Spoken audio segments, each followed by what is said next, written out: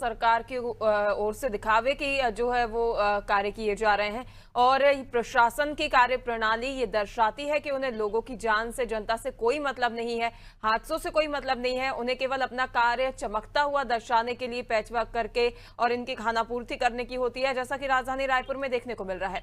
वहीं मैं लोकेश की ओर रुख करना चाहूंगी। बड़वानी से हमारे साथ लोकेश जुड़ गए हैं। लोकेश, यदि बड़वानी की बात की जाए तो बड़वानी में क्या स्थिति फिलहाल देखी जा रही है सड़कों की, और लोगों की क्या प्रतिक्रियाएं सामने आ रही हैं, क्या समस्याएं अब तक देखी गई हैं?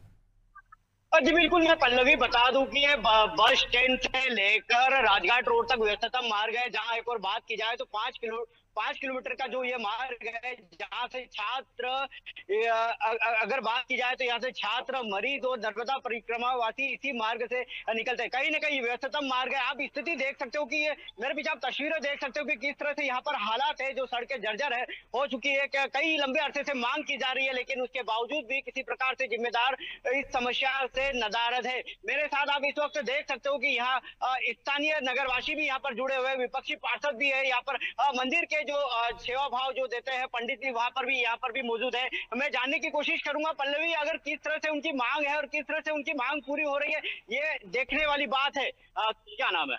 मेरा नाम राकेश सिंह यादव है और मैं नेता प्रतिपक्ष नगर पालिका में और वार्ड नंबर 9 का पार्षद हूँ। किस तरह से मांग लंबे अरसे से की जा रही विपक्षी पार्षद और नगरवासियों के द्वारा? जैसा कि पूरे नगरवासियों को भी विदित है, आपको भी विदित है कि हम पिछले 3 साल से लगातार इस रोड की मांग करते आ रहे हैं। हमारे यहाँ के क्षेत्रीय पार्षद ईश्वर यादव लगातार इस मुद्दे को उठाते रहते हैं। अगर आपको याद होगा कि तीसरे साल हम इसी रोड पर जब बारिश आएगी तो ये पूरा रोड तालाब में परिवर्तित हो जाता है। उस कीचड़ में बैठ के हमने प्रदर्शन करा था, लेकिन तब से लेके आज तक 3 साल होने आए, नगर पालिका को शर्म नहीं आती।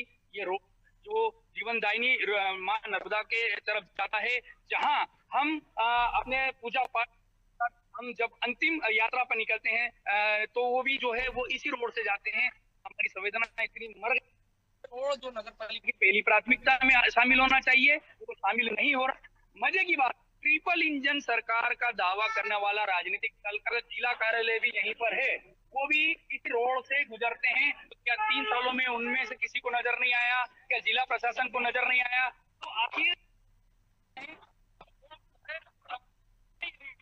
जबकि पहली प्राथमिकता पे रोड बनाना चाहिए। पहले ये घोषणा की थी उन्होंने, हमने 10 करोड़ का कोई प्रोजेक्ट बना के भेजा है, वो पास हो गया है। तो अगर वो 10 करोड़ का प्रोजेक्ट पास हुआ है तो 10 करोड़ का प्रोजेक्ट कहाँ है? क्यों ये रोड बनकर राहत दी जाएगी? आप देखिए कि इस स्कूल में कई शैक्षणिक संस्था हैं और कई अस्पताल हैं।